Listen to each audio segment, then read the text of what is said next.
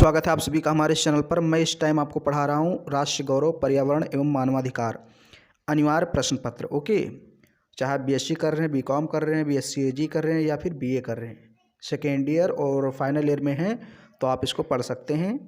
तो इसमें मैंने अभी तक 4 क्लासेस ली हैं। ओके, और ये 5वीं क्लास है, यानी ये पार्ट 5 है आप कह सकते हैं। तो चलिए हम लोग देखते हैं इसमें कहाँ से हम लोग को क्वेश्चन करना है।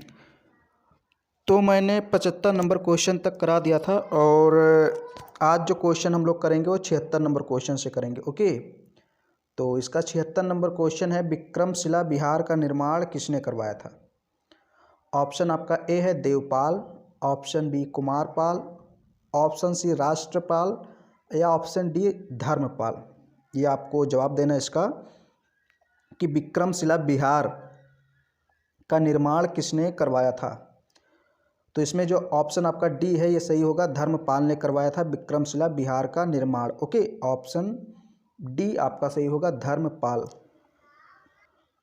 फिर 77 नंबर क्वेश्चन है, ओदंतपुरी स्थित है, कहाँ पर स्थित है? आपको बताना है। ओदंतपुरी एक प्राचीन विश्वविद्यालय था। ओके, जैसे तक्षशिला, नालंदा, विक्रमशिला विश्वविद्यालय थे, वैसे एक ओदंतपुरी नामक विश्वविद्यालय था भारत में प्राचीन काल में। तो कहाँ पर स्थित है इस समय? आपका ऑप्शन ए है Paschim Bengal, option B Bihar, option C Orissa, option D Uttar Pradesh. देखिए, तो अगर आप गाइड में देखेंगे या अवर सीरीज वगैरह में देखेंगे तो वहाँ आपको ऑप्शन ए दिखा रहा है। ओके, ऑप्शन ए आपको मिलेगा वहाँ पर, पश्चिम बंगाल। ओदंतपुरी कहाँ स्थित है? पश्चिम बंगाल। बट ये गलत आंसर है, इसका जो सही ऑप्शन होगा वो होगा बिहार। और आप लोग कमेंट में ज़रूर इसको लिखिए कि आपके हिसाब से आंसर कौन सा होना चाहिए।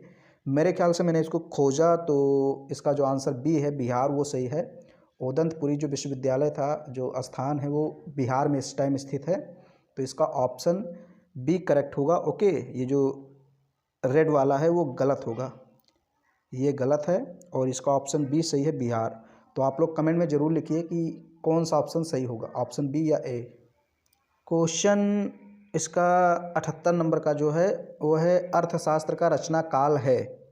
ओके, अब कौन सा समय है आपको ये बताना है। तृतीय शताब्दी ईसा पूर्व, ऑप्शन बी है प्रथम शताब्दी ईसा पूर्व, ऑप्शन डी है तृतीय शताब्दी ईसवी। देखिए, यहाँ ईसवी है, वहाँ ईसवी पूर्व, और यहाँ है प्रथम शताब्दी ईसवी। तो 4 ऑप्शन हैं। इसमें आपसे ये पूछ रहा है अर्थशास्त्र का रचना काल है, मतलब अर्थशास्त्र की रचना किस काल में हुई थी। तो देखिए, अर्थशास्त्र की रचना तो ऐसे चौथी शताब्दी ईसा पूर्व में हुई थी, लेकिन यहाँ पर चौथी शताब्दी ईसा पूर्व नहीं दी है, इसलिए हम सबसे निकट वाले आंसर को सही मानेंगे, तीसरी शताब्दी ईसा पूर्व। ओके, चूँकि ये सबसे निकट है उसके। प्रथम शताब्दी ईसा पूर्व काफ़ी दूर हो जाता है भाई, प्रथम और 4 में अंतर है, तो ये तो होगा नहीं। और ये तो दोनों ईसवी है, तो ईसवी तो होगा ही नहीं।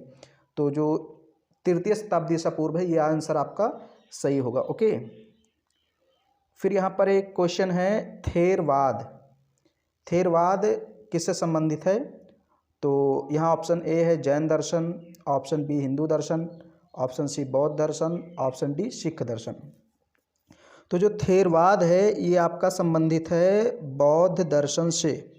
ओके, बौद्ध दर्शन। ओके, तो ऑप्शन जो आपका है सी सही होगा, बौद्ध दर्शन। फिर यहाँ पर एक क्वेश्चन है 80 नंबर का, अद्वैत वेदांत सिद्धांत का प्रतिपादन किसने किया था? अद्वैत वेदांत सिद्धांत प्रतिपादित किसने किया था? नाम आपको बताना है। ऑप्शन ए है Kapil, option B Gautam, option C Narad या ऑप्शन डी आदि शंकर। क्या ऑप्शन सही होगा इसका? तो इसका जो ऑप्शन सही होगा, आप सभी लोग जानते हैं अद्वैतवादी कौन थे?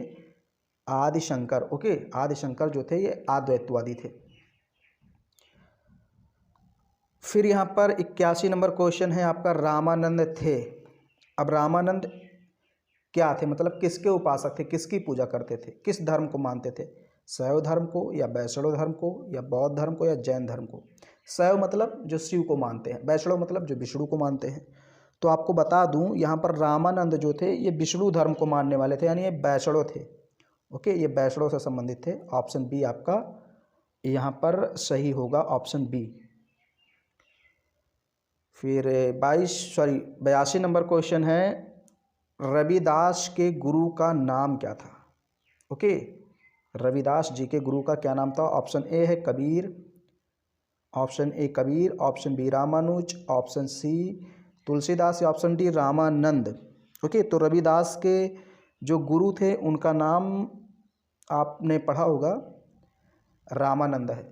रा से रविदास, रा से रामानंद, इस ट्रिक से आप इसको थोड़ा सा याद रख सकते हैं, ध्यान में रहेगा आपके। रा से रविदास, रा से रामानंद। ओके, तो रामानंद के शिष्य कौन थे? रविदास। रविदास के गुरु कौन थे? रामानंद। उल्टा सीधा आप कह सकते हैं इसको। 83 नंबर क्वेश्चन है आपका, बीजक के रचयिता कौन है? तो सभी लोग जानते हैं, आपका ऑप्शन ए है Nanak, option B Surdas, option C Kabir, option D Raskhan. तो इसका ऑप्शन जो सी है वो सही होगा। ओके, कबीर। आप जानते होंगे साखी शब्द रामायणी। ओके, तो ये तीनों रचनाएं बीजक में संकलित हैं। तो बीजक के रचयिता कबीरदास जी हैं। फिर यहाँ पर जो है 84 नंबर क्वेश्चन, गुरु नानक का जन्म कब हुआ था?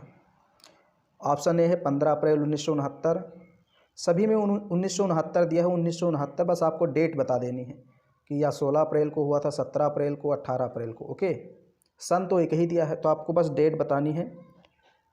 तो इसका जो ऑप्शन ए है वही सही होगा, 15 अप्रैल 1469, 15 अप्रैल 1469 में उनका जन्म हुआ था गुरु नानक जी का। ओके, गुरु नानक जी का जन्म 15 अप्रैल 1469 ईस्वी में हुआ था। फिर यहाँ पर 85 नंबर क्वेश्चन है, श्री वल्लभाचार्य किसके गुरु थे?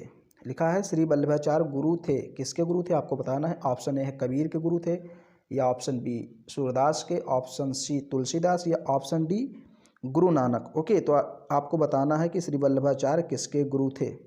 तो सभी लोग इसको भी जानते हैं, सूरदास जी के गुरु थे श्री वल्लभाचार्य जी। ओके, सूरदास आपका ऑप्शन बी सही होगा। फिर यहाँ है सूरदास भक्त थे, सूरदास भक्त थे। अब किसके भक्त थे? कृष्ण के, 1 मिनट, कृष्ण के, राम के, बलराम के, इनमें से किसी के नहीं।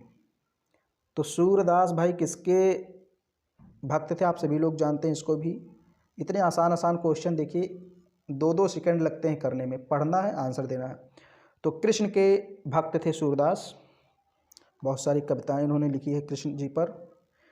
फिर 87 नंबर क्वेश्चन है आपका, विनय पत्रिका के रचयिता कौन है? Option A Tulsidas, option B Nirala, option C Dinkar, option D Surdas. तो इसका जो ऑप्शन है ए सही होगा, तुलसीदास। ये भी आप लोग जानते हैं, तुलसीदास ऑप्शन ए सही होगा। विनय पत्रिका के लेखक या रचयिता तुलसीदास जी हैं। फिर 88 नंबर क्वेश्चन है, आज हम लोग 100 तक करेंगे। ओके, ध्यान में रखिए, और इसकी पीडीएफ भी आपको मिल जाएगी। मैं पीडीएफ जल्दी उसको लिंक बनाने वाला हूँ, लिंक बना करके आपको दे दूँगा। 100 जब 100 क्वेश्चन हो जाएगा तो उसका एक पीडीएफ तैयार होगा, फिर 100 होगा, दूसरा पीडीएफ, फिर ऐसे करके।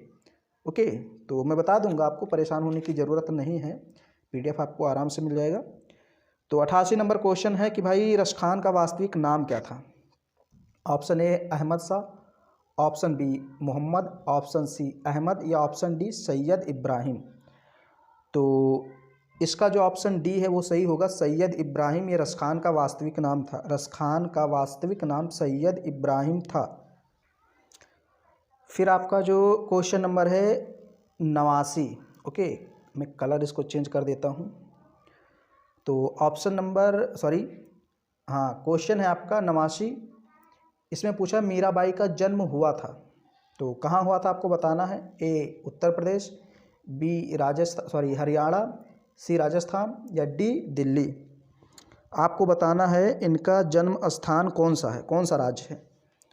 तो इसमें जो आपका ऑप्शन है वो सी सही होगा, राजस्थान, जयपुर। ओके, जयपुर में इनका जन्म हुआ था, राजस्थान के। तो ऑप्शन जो सी है राजस्थान सही होगा। फिर यहाँ पर आपका 90 नंबर क्वेश्चन है, संत रविदास का जन्म हुआ था। ऑप्शन आपका ए है 15वीं शताब्दी ईसा ईस्वी, ओके, 14वीं शताब्दी ईसा, या फिर 17वीं या फिर 18वीं, कौन सी शताब्दी में इनका जन्म हुआ था? तो देखिए अब आप मैं एक लिख देता हूँ यहाँ पर, आप अनुमान लगाइए। इनका जन्म हुआ था 1398 ईस्वी में। 1398 ईस्वी में इनका जन्म हुआ था, 1398। तो आप समझ जाएंगे किस शताब्दी में, 14वीं शताब्दी में। ओके, 14वीं शताब्दी में। 1398 का मतलब क्या, 14वीं शताब्दी चल रही है। तो 14वीं शताब्दी में इनका जन्म हुआ था संत रविदास जी का। फिर है 91 क्वेश्चन, जो 91वां क्वेश्चन 91। ओके, सती प्रथा को समाप्त करवाया था किसने? ऑप्शन ए राजा राम मोहन राय ने, ऑप्शन बी स्वामी विवेकानंद ने, ऑप्शन सी स्वामी दयानंद, या ऑप्शन डी लाला लाजपत राय। तो इसको जान लीजिए कि सती प्रथा को समाप्त करवाने में महत्वपूर्ण भूमिका निभाई थी राजा राम मोहन राय ने। ऑप्शन ए आपका सही होगा। अब आपका क्वेश्चन है 92 क्वेश्चन। इसमें कह रहा है आर्य समाज की स्थापना किसने की थी? ऑप्शन ए है Swami Vivekananda, option B Swami Dayananda, option C Ramananda, option D Radha Krishna. तो आर्य समाज की स्थापना स्वामी दयानंद सरस्वती जी ने की थी। ऑप्शन बी आपका सही होगा, स्वामी दयानंद सरस्वती। बहुत सरल सरल क्वेश्चन है, इससे भी सरल क्वेश्चन नीचे आ गया जो आपको रटा होगा, बट मुझे कराना है तो मैं कराऊंगा भाई, हो सकता है किसी को ये भी ना आता हो। इसमें क्वेश्चन है 93 क्वेश्चन, वंदे मातरम के रचयिता कौन है? जो हमारा राष्ट्रीय गीत है उसके रचयिता कौन है? ऑप्शन है रविन्द्रनाथ टैगोर, ऑप्शन बी तिलक, ऑप्शन सी है सुभाष चंद्र बोस, ऑप्शन डी है बंकिम चंद्र चटर्जी। तो इसका जो ऑप्शन डी है वो सही होगा, बंकिम चंद्र चटर्जी। ओके, बंकिम चंद्र चटर्जी वंदे मातरम के रचयिता हैं, जो कि हमारा राष्ट्रीय गीत है। 94 वाला क्वेश्चन है आपका, गोदान के रचयिता कौन है? ऑप्शन ए है Ramchandra Shukla, option B Shyam Sundar Das, option C Premchandra, option D Dinkar.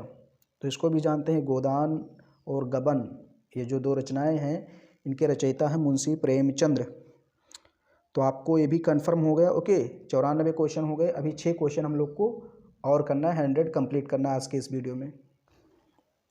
Question आपका है 95 वाला, प्रथम भारतीय नोबेल पुरस्कार विजेता कौन थे? यानी कि कौन सा प्रथम भारतीय व्यक्ति था जिसको नोबेल पुरस्कार मिला था? ऑप्शन आपका जो इसमें है, ए है Hargobind Khurana, option B Raman, option C Annie Besant, option D Rabindranath Tagore. तो इसका जो ऑप्शन डी है रविन्द्रनाथ टैगोर, ये आपका सही होगा, option D.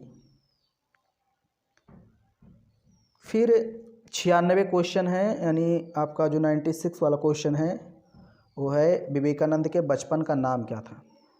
Option A Mahendra Nath, option C Nagendra Nath, option C Narendra Nath, option D Surendra Nath. आपको बताना है कौन सा ऑप्शन इसमें सही होगा। तो इसमें ऑप्शन सी जो है ये सही होगा, नरेंद्र। ओके, नरेंद्र नाथ। विवेकानंद जी के बचपन का नाम था नरेंद्र या फिर नरेंद्र नाथ। 97 वाला क्वेश्चन जो है आपका वो है, भारत का प्रथम स्वतंत्रता संघर्ष प्रारंभ हुआ था। आपको डेट बतानी है, सन बतानी है। ऑप्शन ए है 1857 ईस्वी, ऑप्शन बी है 1942 ईस्वी, ऑप्शन सी है 1890 ईस्वी, ऑप्शन डी 1947। तो जो प्रथम स्वतंत्रता संग्राम या संघर्ष जो था वो प्रारंभ हुआ था 1857 ईस्वी में। ऑप्शन ए आपका सही होगा। फिर यहाँ पर है 98वां क्वेश्चन, मंगल पांडे का जन्म कहाँ हुआ था, किस जिले में? ओके, ऑप्शन ए है Jaunpur, option B Ballia, option C Ghazipur, option D Varanasi. आपको बताना है मंगल पांडे जो कि मुख्य हम कह सकते हैं सैनिक थे 1857 की क्रांति का, और पहला बलिदान इन्होंने ही दिया था। तो इनका जन्म कहाँ हुआ था? तो इनका जन्म जो हुआ था वो बलिया ज़िले में हुआ था। ओके, बलिया ज़िले में। ऑप्शन बी आपका सही होगा, मंगल पांडे का जन्म हुआ था बलिया ज़िले में। फिर 99वां क्वेश्चन जो आपका 99वां क्वेश्चन है वो है, महात्मा गांधी की मृत्यु हुई थी 28 जनवरी 1948 को, 29 जनवरी 1948 को, ऑप्शन सी है 30 जनवरी 1948 को, या ऑप्शन डी 31 जनवरी 1948 को। तो आपको ये पता होना चाहिए कि ऑप्शन सी जो इसका है वो सही है, 30 जनवरी 1948 को महात्मा गांधी जी की मृत्यु हुई थी और इसीलिए 30 जनवरी को हम लोग शहीद दिवस के रूप में मनाते हैं। फिर यहाँ पर लास्ट क्वेश्चन आज का है, यानी कि 100 नंबर वाला जो क्वेश्चन है वो है काशी विद्यापीठ की स्थापना कब हुई थी। तो इसमें ऑप्शन ए है 1919, ऑप्शन ए है 1919, ऑप्शन बी 1920, ऑप्शन सी 1921 ईस्वी, या ऑप्शन डी आपका 1922 ईस्वी। कौन सा सही होगा? तो इसका जो ऑप्शन है वो ऑप्शन सी सही होगा, 1921 में। काशी विद्यापीठ की स्थापना 1921 में हुई थी। तो ये 100 क्वेश्चन हो गया, मैंने बहुत जल्दी कराया है और उम्मीद करता हूँ ये वीडियो आपको पसंद आ रहा होगा। तो अपने दोस्तों में शेयर कीजिए, जहाँ कहीं भी कोचिंग कॉलेज में आप पढ़ते हैं सारे ग्रुप्स में इसको शेयर कीजिए। वीडियो पसंद आए तो इसको लाइक कीजिए और चैनल को जल्दी से आप सभी लोग से सब्सक्राइब करवाइए, खुद भी कीजिए। ओके।